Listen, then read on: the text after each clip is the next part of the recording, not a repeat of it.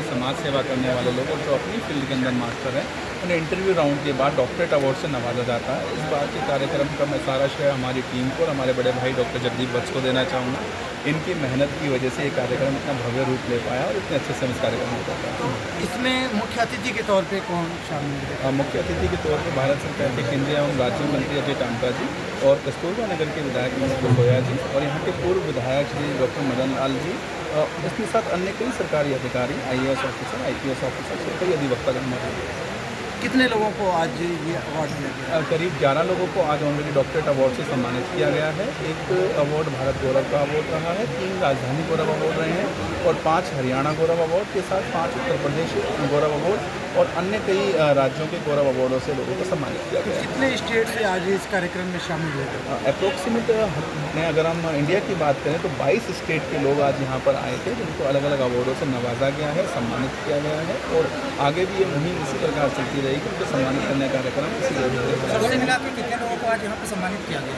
अगर हम बात करें कि सभी अवार्ड्स की तो कुल 240 लोगों को आज सम्मानित किया गया है अलग अलग। यमुना संरक्षण की बात करें, सबसे मेन बात है PhD ऑनररी अवार्ड तो अलग मुद्दा है। गंगा मथुरा से लोग चल कर आके एक बेहतर विकल्प चुना है कि आपके प्लेटफॉर्म से उन लोगों ने गंगा यमुना बचाने के लिए एक आह्वान की बात की है। ये है कि हमारी जो पवित्र मुख्य 3 नदियाँ बताई गई हैं, गंगा, यमुना और सरस्वती बताई गई है। सरस्वती जी विलुप्त होती जा रही हैं और जो यमुना जी हैं वो गंदे नाले का रूप लेती जा रही है। इसका मुख्य कारण बहुत सारी गंदगी उसके अंदर तो हम लोगों के द्वारा ही डाली जाती है और कुछ वहाँ के जो प्रशासनिक अधिकारी हैं उनके द्वारा जो गंदे नालों को, सीवरेज के पानी को यमुना जी में छोड़ा जाता है। उसको स्वच्छीकरण करने के लिए, स्वच्छ करने के लिए एक संस्थान का गठन किया गया है जिसका नाम यमुना संरक्षण परिषद है और इस संस्थान की एक कार्यकारिणी है वो अलग अलग प्रदेशों के अंदर नियुक्त कर दी गई है। और अगर हम बात करें वृंदावन और मथुरा की, तो मथुरा जो हमारा ब्रज धाम कहलाता है, कहते हैं कि जिस ब्रज के अंदर जहाँ पर कान्हा जी ने रास रचाया, उनका जन्म बीता और वहाँ पर भी आज उन कुंज गलियों को तोड़ने का काम प्रशासन के द्वारा किया जा रहा है और यमुना जी को गंदा करने का काम किया जा रहा है, जिसको लेकर के संस्थान को मजबूती से गठित किया गया है और अगर सरकार हमारे जीवन की नहीं मानती है तो नजरिए कोर्ट में आएगा। वहाँ के CM हैं योगी आदित्यनाथ और बहुत बड़े भक्त हैं और साधु भी हैं, तो और यमुना जी फिर भी गंदी हैं और कहीं ना कहीं और मंदिरों पर हम ना तो किसी को भक्ति का दर्जा दे सकते हैं हाँ। और ठीक है साधु हैं लेकिन इस समय वो सत्ता में विराजमान हैं, वहाँ के मुख्यमंत्री हैं और बहुत सारी चीज़ों पर अगर हम कहते हैं उन्होंने उत्तर प्रदेश को सुधारने का भी काम किया है और अगर कहें कि अपराध की सीमा को उत्तर प्रदेश में ख़त्म करने का भी काम हमारी उत्तर प्रदेश सरकार ने किया है और हर सरकार के अंदर तो कुछ बुराइयां भी आती हैं। और मैं स्पष्ट यमुना की सफाई की बात करें, यमुना की सफाई को लेकर के सरकार के द्वारा भी कई कदम उठाए जा रहे हैं, लेकिन जब तक वहाँ के रहने वाले जो निवासी हैं अगर वो उनका सहयोग नहीं देंगे तो शायद वो सारे कदम बेकार। अच्छा, आज एक मंच ये बताओ, इतने बड़े महफिल में इस तरीके की आवाज़ कैसे? देखिए इसमें सरकार की भी कुछ खामियां हैं जो कि अपने नुमाइंदों पर या कहें कि अपने अधिकारियों पर, अपने कर्मचारियों पर आंखें बंद करके विश्वास करती है कि वो उन्हें बहुत ही अच्छे तरीके से हैंडल कर रहे हैं या बहुत ही अच्छे तरीके से उनकी बातों को आगे जनता तक पहुंचाने का काम कर रहे हैं। और अगर हम बात करें उत्तर प्रदेश की योगी सरकार की, जो सनातन सरकार का जो दर्जा दिया जाता है, कहते हैं कि अपराध खत्म करने के साथ साथ पुलिस को भी मजबूती प्रदान की है, लेकिन इसी कड़ी में पुलिस शायद इतनी मजबूत हो गई है जो सरकार से आने वाले फंड को अपनी जेब में रख करके और गरीब और असहाय लोगों का हक मार करके सिर्फ उनको शराबों की पेटियों पर लेकर के आना चाहती है। एक तरफ जहां पर हम बात करते हैं नशा मुक्ति अभियान की, एक तरफ जहां पर हमारे माननीय मुख्यमंत्री बात करते हैं कि ब्रजमंडल से नशे को दूर करेंगे, वहां पर जो नशे के व्यापारी हैं उन्हें प्रतिबंध लगाया जाएगा, ठेकों को भी बंद किया जाएगा। दूसरी तरफ पुलिस के द्वारा भी ऐसे कदम उठाना ये बहुत निंदनीय है और इसको लेकर के हम जल्दी DGP साहब से भी मुलाकात करेंगे। यहाँ पे अवार्ड दिया है तो क्या महसूस, डिग्रियाँ दी हैं? देखिए अवार्ड तो हमेशा से चले आ रहे थे, लेकिन आज एक नया मुद्दा भी था यमुना सफाई से लेकर और वृंदावन में जो वहाँ पे डेवलपमेंट स्ट्रक्चर के रिगार्डिंग जो चीज़ें चल रही है और वहाँ के स्थानीय लोगों को जो परेशानियाँ आ रही हैं, क्योंकि वहाँ के काफ़ी लोग यहाँ आके उन्होंने अपनी समस्याएं बताई, उसका भी यहाँ जिक्र हुआ है।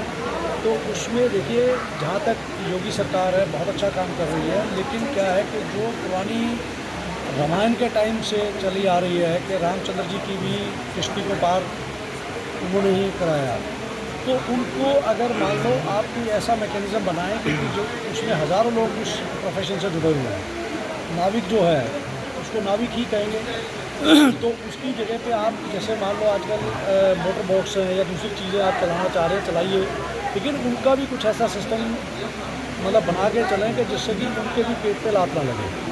दूसरा, वहाँ पे मतलब गलियों को चौड़ा करने के लिए और बांके बिहारी मंदिर जी जो है उसी को रिकन्स्ट्रक्ट करके या कुछ वहाँ वो सिस्टम जो करने की कोशिश की जा रही है, जो सुनने में आया है, उसमें भी ऐसा मैकेनिज़्म बनाना चाहिए गवर्नमेंट को कि जिसमें कि लोगों की जो धार्मिक भावनाएं हैं वो आहत ना हो।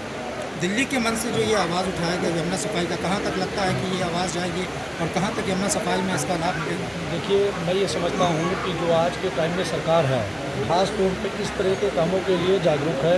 अब दिल्ली की सरकार भी जो बीजेपी की आई है उन्होंने बनते ही यमुना सफाई का काम शुरू किया। वाटर ट्रीटमेंट कितने प्लांट लगाए गए हैं अभी यमुना की सफाई के लिए, दिल्ली में सीवर पूछ रहे लाइन हैं की? या जी यूपी में पूछ रहे हैं आप? जी, दिल्ली की बात कर रहा हूँ कि जो पूरा गंदा पानी डाला जा रहा है नदियों में। जी, और जो सबसे ज़रूरी काम है अभी लगाए नहीं गए हैं नहीं, उस पर काम शुरू हो गया है। और जो सबसे ज़रूरी जो काम है जो आपने नहीं उन्होंने बहुत अच्छी बात की, वो अपने रोक के बाद अपनी दिल खोल के बात रखो, उसका जवाब दिया जाएगा। आपने जो कही कि जो नाले यमुना के अंदर खोले हुए हैं, जो घरों का गंदा पानी या फैक्ट्रियों का गंदा पानी जो यमुना के अंदर आ रहा है, मैं सरकार से आपके माध्यम से दरख्वास्त ये करूँगा कि सबसे पहले उसको तो बंद ही कर देना चाहिए। उसके लिए कोई अलग मैकेनिज़्म उनको करना चाहिए। उसमें यमुना में एटलीस्ट जो घरों का गंदा पानी, लेट्रिन्स का पानी या फैक्ट्रीज़ का गंदा पानी है वो बिल्कुल नहीं आना चाहिए।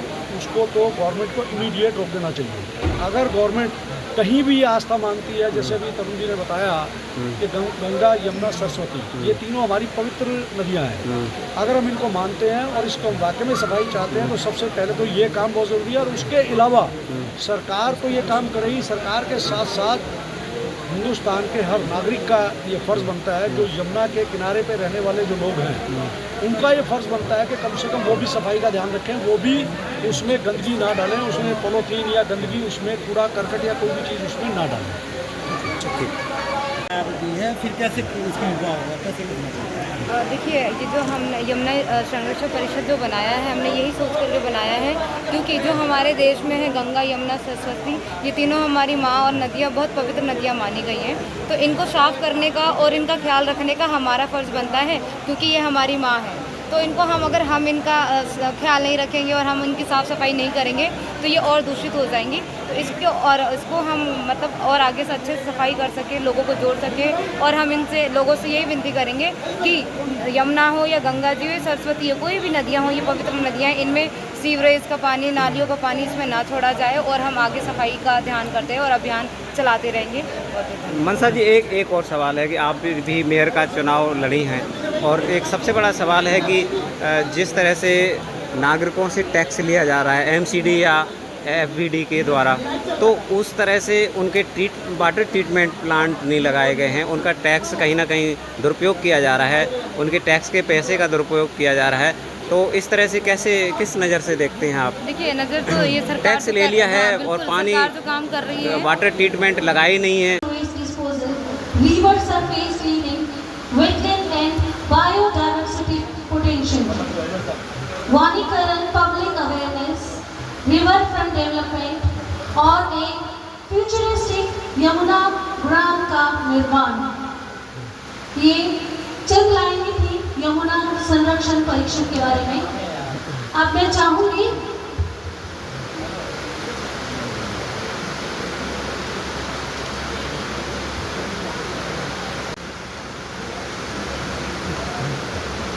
जय श्री राम।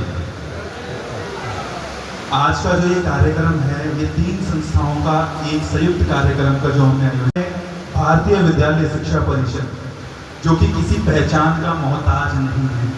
भारतीय विद्यालय शिक्षा परिषद जिसने भारत के अंदर 267 ऐसे आश्रमों को टेक ओवर किया जो कि थैलोसीमिया वाले बच्चों के लिए काम करते हैं, और ऑल ओवर इंडिया हमने करीब 22,000 बच्चों को अडॉप्ट किया जो थैलोसीमिया से ग्रस्त है।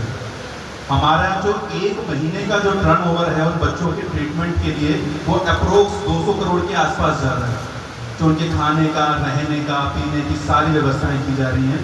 इसमें मैं शुक्रगुजार हूँ हमारे जो बड़े भाई हैं डॉक्टर जगदीप बस जी, हमारे जो मंत्री जी हैं अपना जो टामटा साहब, अजय टामटा जी, और भारत सरकार का जो हर प्रकार से हमें हर तरीके से सहयोग करते हैं, तन से, मन से और धन से। तीनों प्रकार का सहयोग भारत सरकार के द्वारा हमें किया जाता है। समय समय पर जब भी हमें भारत सरकार की कहीं आवश्यकता होती है तो हर प्रकार से हमारे सहयोगी रहते हैं। जबकि अभी तक भारतीय विद्यालय शिक्षा परिषद ने भारत सरकार से डोनेशन के रूप में 1 रुपये भी स्वीकार नहीं किए। भारतीय विद्यालय शिक्षा परिषद कहता है कि हम आपसे लेने के लिए नहीं, आपको देने के लिए काम करेंगे। भारतीय विद्यालय शिक्षा परिषद हर साल ना जाने कितने ऐसे बच्चों को अडॉप्ट करता है और कितने ही ऐसे संस्थान को सुचारू रूप से चलाने के लिए प्रयासरत रहता है। भारतीय विद्यालय शिक्षा परिषद ने विद्यालय शिक्षा परिषद ने मैंने पहले 2 साल एज अ लीगल एडवाइजर काम किया, उनकी प्रक्रियाओं को समझा। प्रक्रियाओं को समझने के बाद कुछ खामियां मेरे को लगी, जिसके बाद मैंने एज अ हरियाणा स्टेट के चेयरपर्सन के लिए चुनाव फाइट किया था सन 2023 में, जिसमें आप लोगों के सहयोग से यहाँ पर हमारे बड़े बुजुर्ग बैठे हैं। मैं स्पेशली थैंक्स बोलूँगा यहाँ पर जो हमारे आशा नंद स्कूल की चेयरपर्सन आए हैं, अलकारा मैम और सर का। सभी स्कूल संचालकों ने इतना प्यार दिया, इतना सपोर्ट किया कि उस इलेक्शन में मेरे को 3,51,000 वोट देकर के जिताया।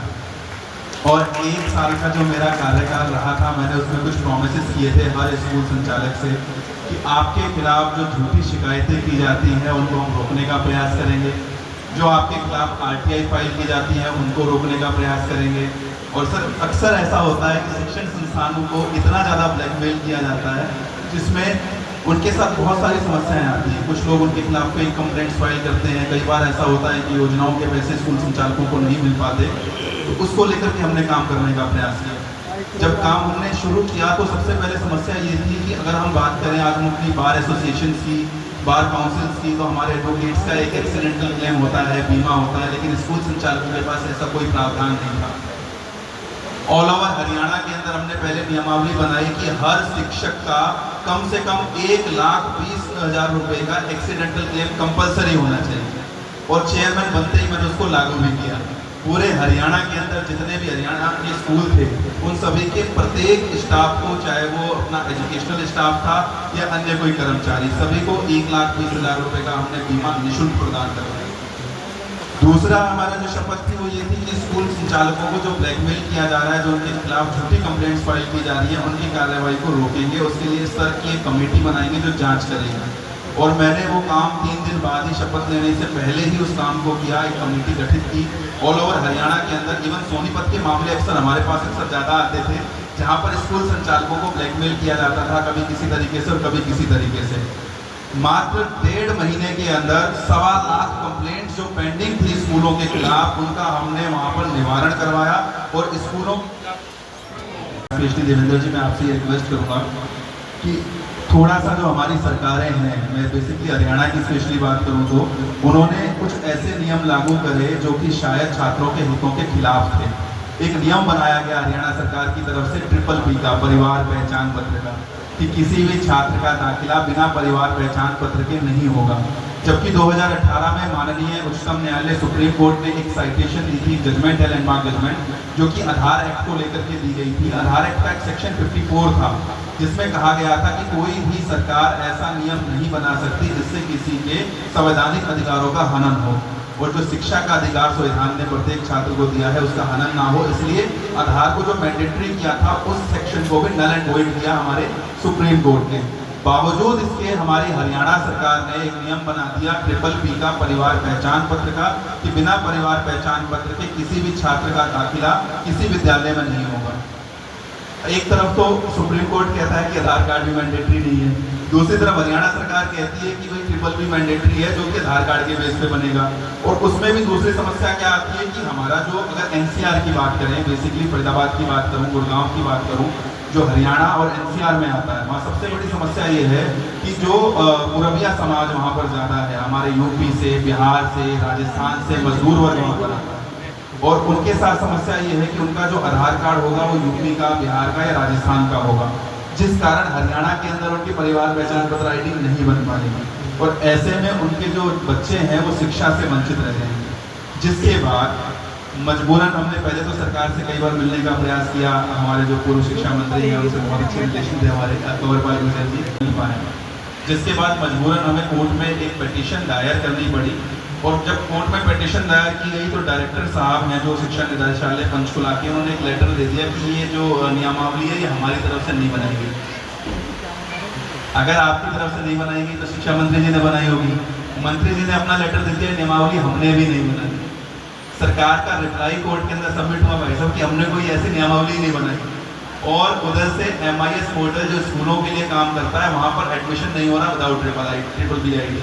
अब हमें वहाँ पर कोर्ट के सामने ये बताने की ज़रूरत नहीं पड़ी कि सरकार ने जिस नियम को लागू नहीं किया, निर्देशालय ने जिस नियम को लागू नहीं किया, तो फिर उस नियम को लागू करा किसने? क्या कोर्ट ने लागू कर दिया उस नियम को? जिसके बाद ऑनरेबल कोर्ट ने विदिन 5 डेज 5 दिन के अंदर अंदर उस नियम को खारिज कर दिया। वो जजमेंट पोप्से के फेवर में दी कि अब से किसी भी छात्र के लिए triple B is not mandatory. उसके बाद मैंने आप लोगों के सहयोग से और हमारे जगदीश भाई के आशीर्वाद से ऑल ओवर इंडिया के चेयरमैन का इलेक्शन फाइट किया लास्ट ईयर नवंबर में, और भाइयों के आशीर्वाद से आप लोगों के सहयोग से उस इलेक्शन में मेरे को 9,55,000 वोटों से विजयश्री का आशीर्वाद मिला। जिसके बाद हमने 3 कानून पहले पारित करे कि जो हमारे विद्यालय हैं उनके प्रत्येक शिक्षक का जो एक्सीडेंटल क्लेम होगा वो 1,20,000 से बढ़ के 5,70,000 रुपये होगा। साथ में उनका 5-5 लाख का मेडिक्लेम होगा। और प्राइवेट स्कूल्स अब RTI एक्ट के अधीन नहीं आने चाहिए, जिसको लेकर के फाइट किया। और honourable high court Punjab and Haryana ने एक साइटेशन भी पास करी और सुप्रीम कोर्ट में मामला अभी लंबित है कि अब से कोई भी निजी विद्यालय जो कि अपने लिए काम कर रहे हैं, अपने छात्रों को पढ़ाने का काम कर रहे हैं, उसमें ना तो कोई शिक्षा विभाग का दस्तावेज शिक्षा विभाग के पास ऑलरेडी होते हैं, तो उसके बाद किसी और दस्तावेज को देने की आवश्यकता नहीं होती। तो यहाँ आपसे एक छोटे से सहयोग का निवेदन रहेगा।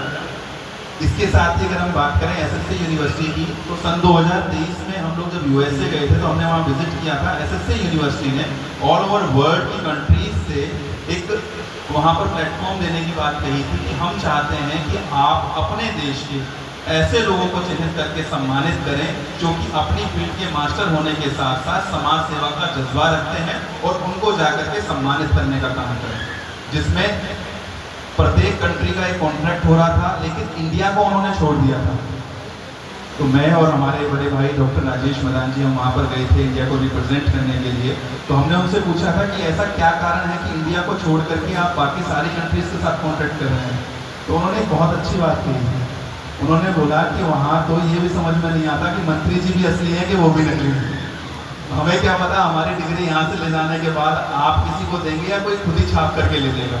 तो कुछ टर्म एंड कंडीशन हमारे वहाँ पर सिग्नेचर हुई थी कि इंडिया के अंदर जितने भी व्यक्तियों को सम्मानित किया जाना है वो यूनिवर्सिटी डिसाइड करेगी। हम उनका प्लेटफॉर्म पे नामांकन करके उस प्रोफाइल को आगे भेजेंगे। यूनिवर्सिटी के द्वारा एक वहाँ पर नामांकन प्रक्रिया के बाद इंटरव्यू राउंड होगा, और इंटरव्यू राउंड में जिसको भी यूनिवर्सिटी के जो HRs हैं, जो वहाँ के सिलेक्शन कमेटी है, अगर वो सिलेक्ट करेगी तो ही उनको सम्मानित किया जा सकेगा। इसी कड़ी में आज भारतीय विद्यालय शिक्षा परिषद ने कुल भारत से करीब 140 व्यक्तियों का नामांकन किया था जो कि अपनी फील्ड के मास्टर हैं और सोशल वर्क में एक बहुत अच्छा प्रोफाइल रखते हैं। लेकिन समस्या वही हुई कि जब इंटरव्यू राउंड की बारी आई तो आधे लोगों ने तो अपना विड्रॉल ले लिया। कुछों के दस्तावेज हमें फर्जी प्राप्त हुए, जिनको हमने FIR के लिए कंसर्न थानों को लिख दिया है कि किस तरीके से उन्होंने इस अवार्ड के लिए नामांकन के साथ कुछ फर्जी दस्तावेजों को लगाया है। कुछों की पोस्ट ग्रेजुएशन की डिग्री में हमें फॉल्ट नज़र आया। किसी ने वहाँ पर फेक अपनी न्यूज़पेपर की कटिंग को पब्लिश कर दिया था, उसको लेकर के हमने लिख दिया है। अब देखते हैं कि इसमें पुलिस कब तक काम करती है। और अब बात करेंगे हम यमुना संरक्षण परिषद का। यमुना संरक्षण परिषद का गठन हमने आप लोगों के सहयोग से एक बहुत मुख्य विषय के ऊपर करने के लिए हमने सोचा था। सबसे पहला कारण तो उसका ये था कि हमारे जो माँ यमुना है, हम जिस देश में रहते हैं यहाँ पर नदियों को भी माता कह के पुकारते हैं, लेकिन आज बहुत बड़ी विडंबना है कि हम अपनी उस माँ एक तरफ तो हम बात करते हैं कि हमने अपने पवित्र स्थानों की हम बात करते हैं, पवित्रता की हम बात करते हैं, सनातन संस्कृति की हम बात करते हैं, गंगा यमुना तहजीब की, और दूसरी तरफ हम खुद ही अपनी नदियों को इतना गंदा कर रहे हैं कि उसका जल आचमन के लिए तो छोड़िए कि स्नान के लिए भी शुद्ध नहीं है।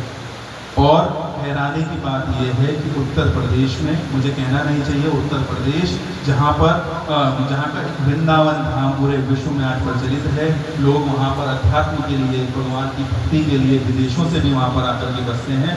वहाँ पर भी हमारे प्रशासन के द्वारा ही यमुना जी को गंदा करने का काम किया जा रहा है।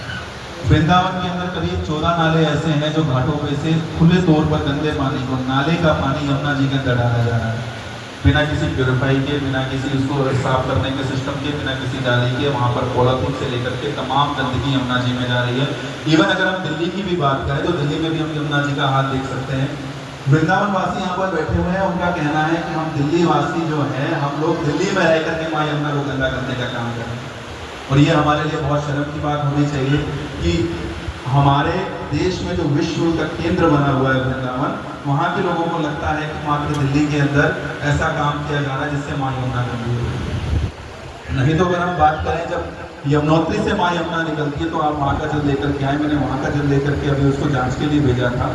वो माँ गंगा के जल के समान एकदम पवित्र और एकदम साफ है, स्वच्छ है। वहाँ के अंदर के आप जो जीव हैं उन्हें भी देख सकते हैं और अंदर पत्थर भी देख सकते हैं। लेकिन जब हम हरियाणा के अंदर एंटर करते हैं, हम बात करें यमुनानगर की, हम बात करें पानीपत की, हम बात करें सोनीपत की, हम बात करें दिल्ली की, हम बात करें फरीदाबाद की, तो यहाँ पर जितना भी इंडस्ट्रियल वेस्ट है वो खुले तौर पर उन पर डाला जाता है। एनजीटी के तमाम गाइडलाइंस के बावजूद उसकी कोई पालना नहीं की जाती। और सबसे बड़ी हैरानी की बात यह है, जो हमारी सनातन सरकारें हैं, जिनको हम सनातन सरकार का दर्जा देते हैं, विशेषकर मैं यूपी की बात करूं, हमारे माननीय मुख्यमंत्री आदित्यनाथ योगी जी, जिनको हम स्पेशली बात करते हैं कि योगी बाबा ने सनातन धर्म के लिए काम कर रहे हैं, उन्हीं के प्रदेश के अंदर खुले तौर पर वृंदावन धाम के अंदर इतनी गंदगी माँ यमुना के अंदर प्रवाहित की जाती है, जिसके लिए जब हमसे सवाल किए जाते हैं वहाँ पर तो हमारे पास जवाब नहीं है।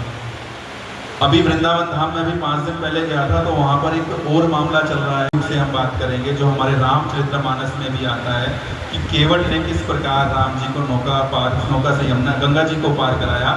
और निषाद राज जो दीदी बनकर के आए हैं, मेरी किसी बात को अन्यथा ना लें, मैं सिर्फ आपको अवगत कराना चाहता हूँ कि क्या क्या समस्याएं वहाँ पर आ रही हैं। सबसे पहली समस्या ये है कि जो हमारा निषाद समाज है, जो पिछले सहस्त्रों वर्षों से वहाँ नौका विहार करा करके अपने परिवार के भरण पोषण का काम करता है, सरकार के द्वारा उनकी नौकाओं को बंद करवा करके एक निजी क्रूज कंपनी को कॉन्ट्रैक्ट दे दिया गया, जो कि वहाँ पर क्रूज चला करके लोगों को यमुना जी में विहार कराएगी।